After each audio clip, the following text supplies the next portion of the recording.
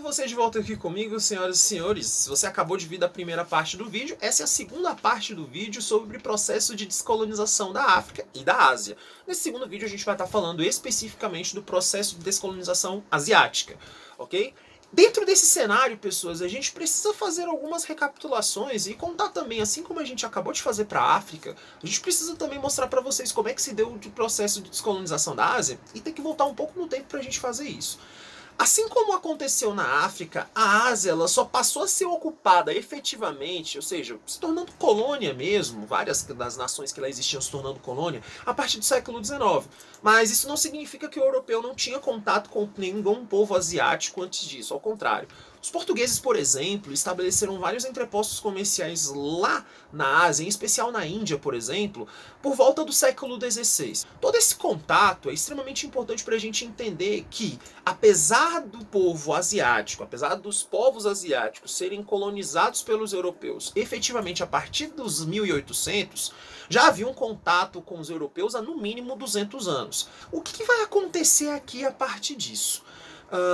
Quando se dá o século XIX, você tem toda aquela necessidade imperialista, neocolonial, de novas colônias e de você precisar de novos mercados consumidores, porque já estava chegando a segunda revolução industrial. Ásia e África passam a ser vistas como possíveis mercados consumidores.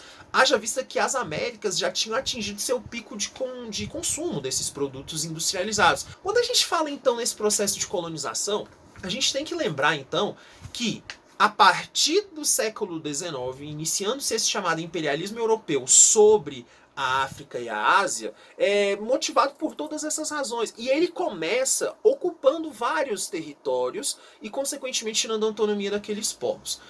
Assim, então, como aconteceu na África, na Ásia não foi muito diferente. Você também tem a ocupação de vários locais, com a retirada de várias características culturais e imposição cultural das nações europeias sobre essas outras nações. Quando se dá o processo de descolonização, assim como na África, lá na Ásia, tudo se acentua após a Segunda Guerra Mundial. Essa Segunda Guerra Mundial, como a gente já viu nos últimos vídeos aqui do canal, ela é um verdadeiro divisor de águas para muita coisa nesse mundo. Só que no caso da Ásia, nós temos alguns interesses além de simplesmente metrópoles enfraquecidas.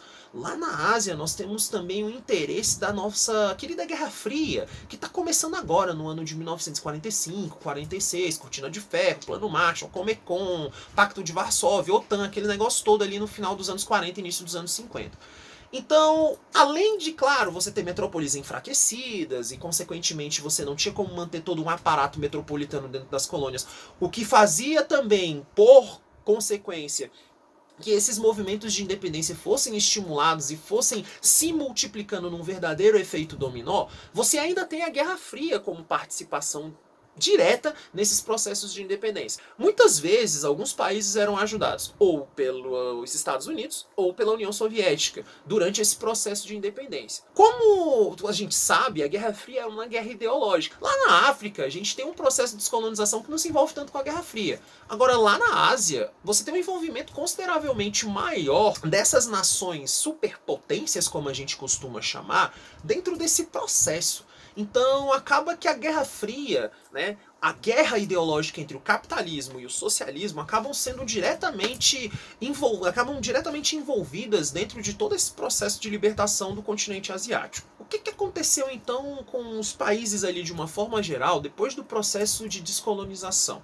A gente precisa entender que, assim como na África, lá na Ásia a gente também vai ter algumas cicatrizes, algumas marcas desse processo colonial. Uma das principais marcas são os grandes problemas sociais que acabaram gerando. Nem todas essas colônias de ingleses, franceses e entre outras nações que foram lá colonizar, elas não deixaram marcas muito boas naquele local. Você tinha grandes diferenças sociais, você tinha grandes abismos sociais ali dentro, que foram criadas inclusive pelas próprias nações imperialistas. Com um cenário tão complicado assim, muitas nações até hoje nunca conseguiram sequer sair da linha da pobreza com a maioria da sua população. Eu tô falando de países que não conseguiram superar o mínimo de pobreza, países que têm um índice de desenvolvimento humano muito pequeno, países que têm índices de educação muito baixos, países com expectativa de vida consequentemente tão baixa.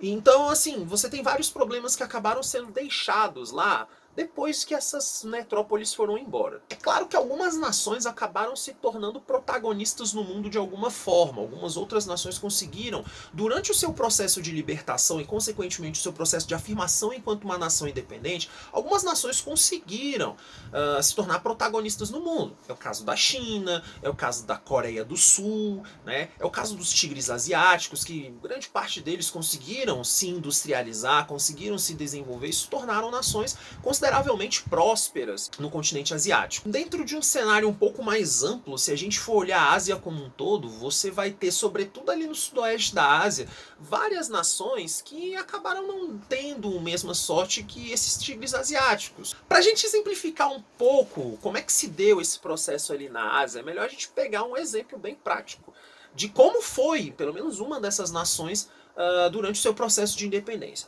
A nação mais famosa ali da Ásia que teve o seu processo de independência foi a Índia. E a gente vai comentar sobre o processo de descolonização da Índia. A Índia, pessoas, sempre foi uma nação que era um tanto quanto invejada por seus vizinhos. Tinha belas paisagens, tinha recursos naturais muito abundantes. Então a Índia sempre foi um país muito bem conservado, muito bem colocado ali no seu setor, ali na Ásia. Não seria diferente que nações imperialistas, quando fossem para lá buscando colônias, não se desejassem ocupar um local tão próspero ou com uma possibilidade tão grande de enriquecer uma possível metrópole. Olhando para isso, a Inglaterra acaba se estabelecendo ali na Índia, inicialmente buscando meios comerciais e depois levando a sua cultura e efetivamente transformando a Índia em mais uma das suas colônias. O processo de colonização da Índia começa na segunda metade do século XIX, para ser mais exato, na década de 1850. Os indianos tentaram de todas as formas resistir aos britânicos, inclusive gerando um conflito que ficou conhecido como Guerra dos Cipaios, ou Revolta dos Cipaios, no ano de 1857 e 1858. Só que essa revolta acabou sendo duramente sufocada pelas autoridades inglesas, que antes tinham apenas um controle comercial e é que agora, segundo a autoridade da Rainha Vitória, agora vai ser uma autoridade por completo sobre o povo indiano. Quando a Rainha Vitória estabelece a presença inglesa dentro da Índia, ela não leva somente a autoridade inglesa, ela leva a cultura inglesa, ela leva a língua inglesa, inclusive ela consegue impor o inglês como uma língua comum na Índia, que tinha mais de 150 dialetos. Ela coloca escolas, universidades, igrejas, enfim, toda a cultura inglesa acaba indo parar dentro da Índia. Nesse cenário onde você tem uma grande cultura inglesa ali dentro, umas etnias nunca aceitaram muito bem essa colonização inglesa e rejeitavam muitos dos costumes britânicos. Mas alguns outros acabavam aceitando essa educação britânica, inclusive os hindus. Muitos dos hindus, inclusive, acabavam não ficando só nas universidades criadas pelos ingleses na Índia, mas muitos iam para a metrópole, estudar na Inglaterra. E muitos deles, quando voltavam, depois de se erudir, eles voltavam para ser braço direito da administração colonial inglesa.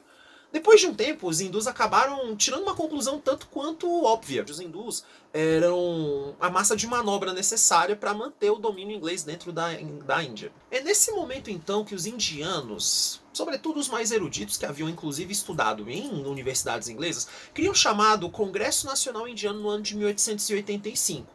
Com um objetivo muito claro: separar a Índia da Inglaterra. Só que é claro que seria algo muito difícil de acontecer, sobretudo naquele momento. A Inglaterra vivia a chamada Era Vitoriana, a era de glórias da Rainha Vitória, onde a Inglaterra ganhou inclusive o apelido de Império onde o Sol nunca dorme, porque tinha territórios coloniais em literalmente praticamente todos os continentes do mundo. Mas é nesse momento que várias ideias de separação do Estado indiano da Inglaterra surgem. E aí surge uma liderança muito importante de um sujeito chamado Mahatma Gandhi, que era hindu, que havia estudado em instituições inglesas, que portanto conhecia, digamos assim, como funcionava a cabeça dos ingleses e consequentemente conseguiu produzir um movimento de independência, mas com uma coisa muito curiosa: um movimento de independência da Índia, só que baseado no pacifismo. Então não teria um movimento violento como alguns outros países vizinhos fizeram. Seria efetivamente um movimento de independência altamente baseado no pacifismo. Essa política de não violência para buscar a independência foi ganhando força sobretudo depois da Primeira Guerra Mundial. Gandhi liderou vários movimentos de rua, alguns até eram bem proibidos pelos ingleses e fortemente combatidos pelas autoridades inglesas, e vários indianos iam junto com Gandhi fazendo vários movimentos totalmente pacíficos e sem nenhum tipo de violência. Também teve um caso muito interessante do Gandhi que foi a chamada Marcha pro Sal. O sal era um produto que era de monopólio de venda dos ingleses, só os ingleses podiam comercializar. E os indianos, então, liderados por Gandhi, foram até as salinas no litoral, e foram milhares de indianos acompanhando Gandhi para obter sal. A população que estava ali foi toda declarada presa, só que não tinha cadeia para todo mundo. Então os ingleses tiveram que liberar os indianos. Então essa marcha pro sal deu super certo, no caso. Com o passar do tempo, o governo de Winston Churchill acabou encontrando uma série de problemas dentro da Índia, até mesmo para manter o domínio colonial. E durante a Segunda Guerra Mundial, a Inglaterra estava mais preocupada em manter a Inglaterra sem ser invadida pela Luftwaffe ou pelas forças armadas em geral do Hitler, do que se preocupar com a própria Índia. E durante esse momento, o movimento pacifista de independência da Índia começa a ganhar cada vez mais força. O resultado final disso é que Winston Churchill, mesmo resistindo de todas as formas, ele acaba tendo que ceder em algum determinado momento no parlamento. Ele acaba derrotado, inclusive, e quem assume no seu lugar é um primeiro-ministro chamado Clement Attlee. E ele que efetivamente começa os tratados de negociação para entregar aos indianos um estado independente. O problema é que ali na Índia nós temos um detalhe muito interessante. Parte da população indiana não era de origem hindu, era de origem muçulmana. E aí você tem a ideia de criar dois estados. O Gandhi era completamente contrário a isso, ele queria uma Índia unificada. Mas no final das contas, em 1947, o Tratado de Independência, que gera a independência da Índia no dia 15 de agosto de 1947, acaba gerando também a criação de um outro estado. O nome desse estado é o Paquistão. Os dois países foram criados ao mesmo tempo. Um que foi declarado a sua independência no dia 14 e o outro no dia 15. O Gandhi nunca gostou muito dessa ideia, mas essa ideia da criação dos dois estados separados foi a que acabou dando certo e é o que você tem hoje. Inclusive, durante esse momento da criação desses dois estados, aconteceu uma coisa muito interessante. Tinha muita gente que estava na área hindu, mas era muçulmano. E tinha muita gente que estava na área muçulmana e era hindu. Então eles tinham que literalmente fazer o quê? Trocar de país. Nessa hora de trocar de país, você tinha literalmente duas colunas, duas filas mesmo, até vizinhas uma das outras, de pessoas que estavam vindo de um lado para o outro e que acabavam alimentando suas rivalidades ali, né? Acabavam meio que trocando umas farpas nessa fila. Não era uma fila muito agradável essa não. Como a gente sabe, pessoas, até durante um bom tempo, os indianos e paquistaneses brigavam muito, sobretudo por uma área em comum, de briga comum entre eles, chamada Caxemira. Não é uma briga, diga-se de passagem, bastante complexa. Não é o objeto desse vídeo a gente tratar disso. Mas, infelizmente, o Gandhi, que sempre foi um camarada do pacifismo, um sujeito que sempre defendeu muito o pacifismo como a principal arma para o combate à independência, alguns meses depois, um ano depois para ser mais exato, da independência da Índia, ele acaba sendo assassinado por um radical que não concordava com a sua visão de uma Índia unificada, ou seja, com a inexistência do Paquistão, por exemplo. Bom, de maneira sintética, pessoas, é mais ou menos isso que a gente tem para falar sobre a descolonização na Ásia. Continue estudando, continue focando, quarentena não é férias, a gente se vê numa outra oportunidade. Tchau!